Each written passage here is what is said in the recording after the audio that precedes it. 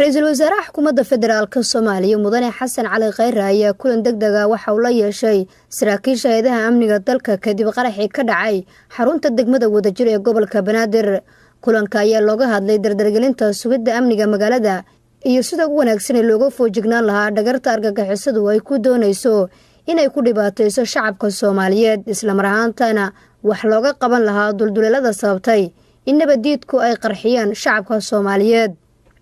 رئيس الوزراء حكومة فدرالka Soomaaliya mudane Xasan Cali Khayre ayaa warbixino ka dhageystay saraakiisha hay'adaha amniga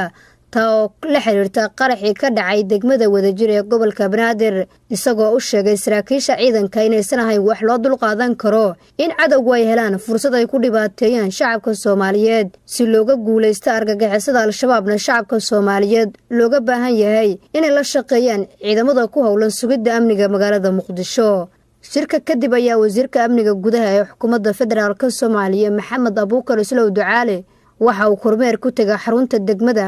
wadajir ee gobolka Banaadir oo ay argagixisadu qarxiyeen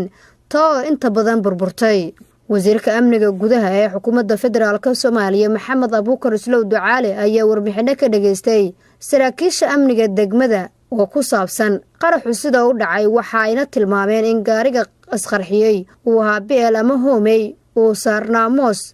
baaris ku saabsan sida uu ku yimid xaruntan ay socoto. dhinaca kale wasiirka amniga gudaha ee xukuumadda Soomaaliya Maxamed Abuukar Islow Ducaale iyo gudoomiyaha gobolka Banaadir ahna duqa magaalada Muqdisho waxa ay booqdeen dadkii ku dhaawacmay qaraxaas oo xilligan xaaladooda caafimaad lagu daybayo cisbitaalada Ordogan Ex Digfaar iyo Cisbitaal Madiina ee magaalada Muqdisho. Nasr Bashiir Cali, warbaahinta qaranka magaalada Muqdisho.